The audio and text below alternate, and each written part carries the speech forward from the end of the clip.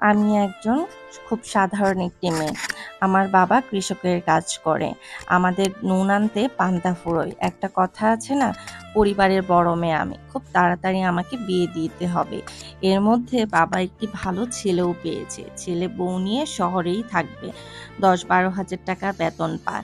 আমার মেয়ের মতো সুখী আর কি হবে? এই চিন্তা করে বাবা আমাকে বিয়ে দিয়ে দেয়। স্বামীও দেখতে বেশ ভালোই ছিল। বিয়ের পর আমি বেশ ভালোই ছিলাম। আমার স্বামীকে আমার বেশ ভালোই লেগেছিল। বাড়িতে ফোন দিয়ে মাকে বলতাম, স্বামী খুবই ভালো, মা খুব খুশি হতো।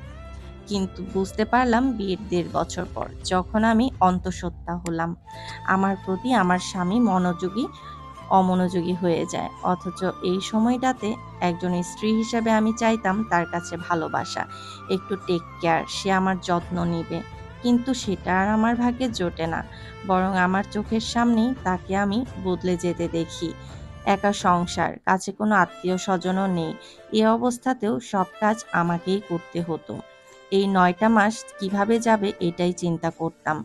এর ভিতরে ৫-৬ মাসের সময় ডাক্তার দেখাতে হতো, ওষুধ খেতে হতো, ভিটামিনগুলো কিনতে হতো।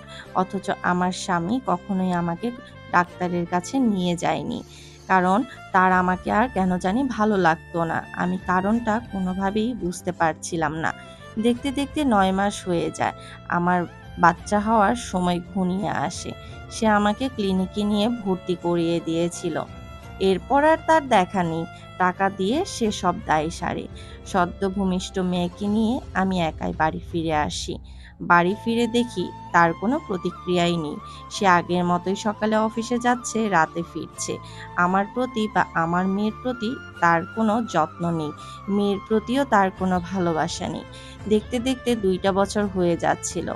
এর মধ্যে আমি বুঝতে পারলাম আমার স্বামীর অন্য নারীর সাথে সম্পর্ক আছে। আমি একটু খোঁজ খবর নিয়ে দেখি সে অন্য নারীর প্রতি আসক্ত। একই ছাদের নিচে দুজনেই থাকতাম, কিন্তু শারীরিক এবং মানসিক দূরত্ব আমাদের মধ্যে বেড়েই যেতে চলছিল। কিছু বলতে গেলে সে আমার সাথে খুব খারাপ ব্যবহার করত। আজকাল তো গায়ে হাত তুলতেও দ্বিধা করে না। মাকে ফোন করেও আমি খুব কান্নাকাটি করতাম। কিন্তু মা সান্ত্বনা দিত। বলত, "ধৈর্য ধর, সব ঠিক হয়ে যাবে। মেয়েদের জীবন এরকমই হয়। প্রথম একটু মানিয়ে নিতে শিখ।" অথচ আমি বুঝতাম যে না, আমার স্বামী আমার সাথে থাকতে চায় না। কিন্তু তবুও মায়ের কথায় আশায় বুক বেঁধে থাকতাম। যদি সব ঠিক হয়ে যায়। মেয়ের বয়স ৩ বছর হয়ে গেল। দেখছি তার সাথে আমার আর সম্পর্ক ঠিক হচ্ছে না। তারপর আমি সিদ্ধান্ত নিলাম তাকে আমি ডিভোর্স দিব। আমি আমার স্বামীকে বললাম, "তুমি আমাকে ডিভোর্স দাও।" কিন্তু সে আমাকে কোনোভাবেই ডিভোর্স দিবে না। বাধ্য হয়ে আমি ডিভোর্স দিলাম। আমি ডিভোর্স দিয়ে বাবার বাড়িতে চলে আসলাম।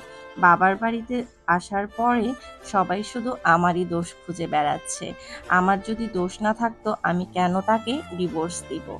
আমি নির্লজ্জ মেয়ে বলেই তো আমি আমার স্বামীকে ডিভোর্স দিয়েছি। ভালো মেয়েরা কখনোই এমনটা করতে পারে না।